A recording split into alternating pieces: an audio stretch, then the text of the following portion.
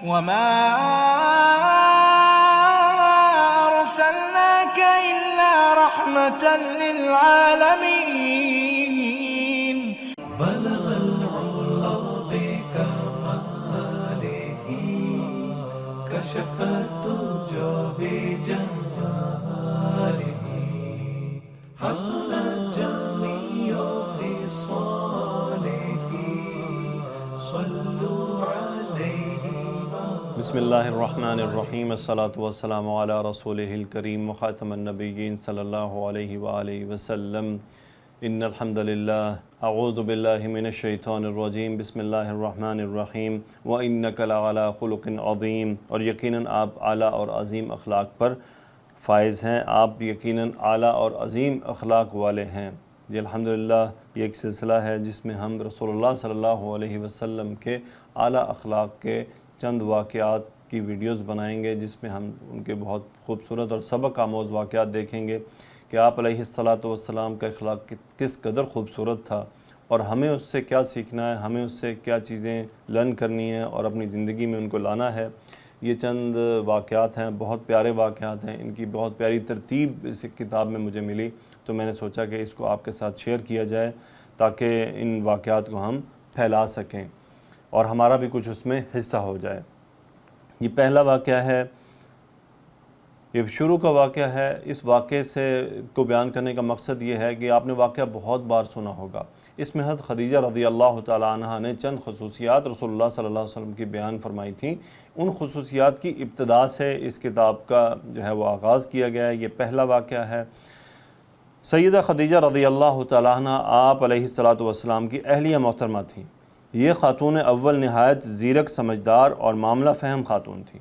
اللہ کے رسول صلی اللہ علیہ وسلم کو نبوت ملنے سے پہلے یہ عرصہ 15 سال سے آپ کی زوجیت میں تھیں. جب شادی ہوئی تو آپ کی عمر 25 سال تھی. یہ عظیم خاتون آپ علیہ السلام کے ہر دکھ سکھ کی ساتھی تھیں.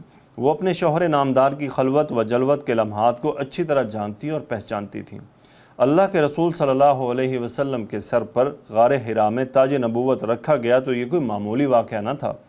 جب جبریل امین علیہ السلام پہلی وحی لے کر آئے تو آپ صلی اللہ علیہ وسلم اس وقت غار حرا میں مشغول عبادت تھے.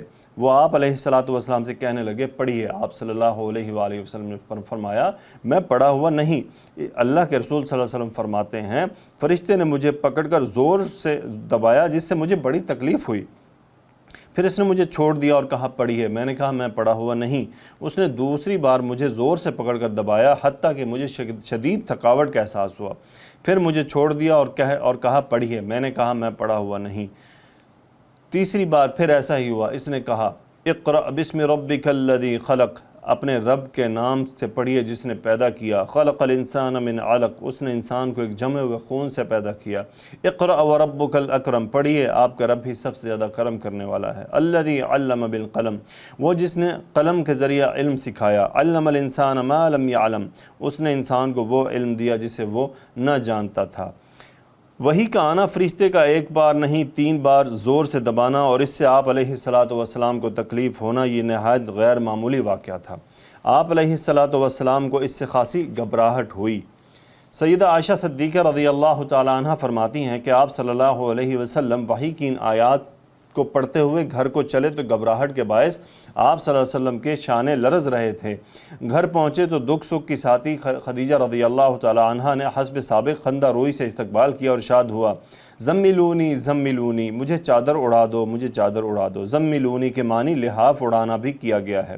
مراد یہ ہے کہ آپ صلی اللہ علیہ وسلم پر کپ کپی طاری تھی. چنانچہ سیدہ خدیجہ رضی اللہ تعالی عنہ نے آپ صلی اللہ علیہ وسلم کو لحاف یا چادر اڑا دی.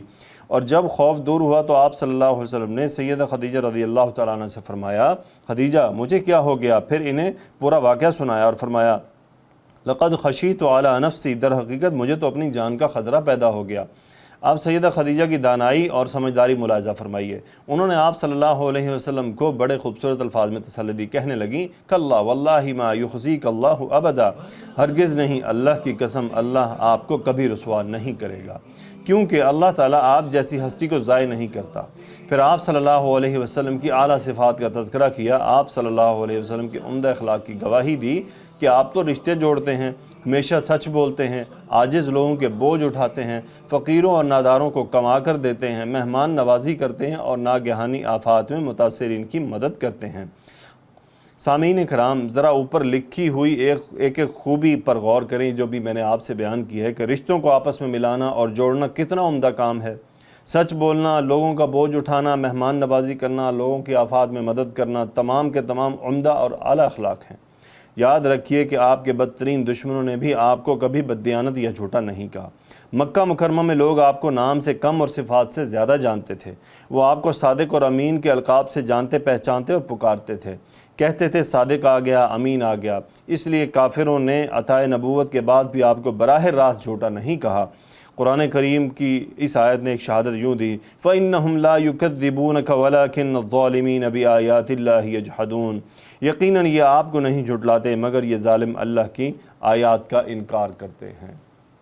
الحمدللہ یہ پہلا واقعہ ہم نے دیکھا، یہ بیسیکلی ابتدائے نبوت کا واقعہ ہے۔ اس میں آپ صلی اللہ علیہ وسلم پر جب پہلی وحی نازل ہوئی، لیکن اس میں امپورٹنٹ جو پوائنٹ جس کے لیے انہوں نے شیخ صاحب نے یہاں پہ اس کو لکھا ہے، وہ بتانا یہ چاہتے ہیں کہ جو سیدہ خدیجہ رضی اللہ تعالیٰ عنہ نے آپ صلی اللہ علیہ وسلم کے جو اخلاق عالیہ بیان فرمائے تھے، جس میں رشتوں کو آپس میں ملانا، جوڑنا، سچ بولنا، لوگوں کا بوجھ اٹھانا، آفات میں لوگوں کی مدد کرنا، مہمانوں کا اکرام کرنا، مہمان نوازی کرنا، تو اس واقعے کو شروع میں بیان کرنے کا مقصد ہے کہ انہی باتوں اور انہی صفات سے متعلق آگے واقعات آنے والے ہیں۔ بہت پیارے واقعات ہیں، انشاءاللہ سننے میں تو مزہ آتا ہی ہے، لیکن ہمارے لیے سبق آموز ہیں کہ ہمیں ان سے سبق کیا حاصل کرنا ہے، رسول اللہ صلی اللہ علیہ وسلم کے وہ اخلاق ہمیں اپنانے ہیں۔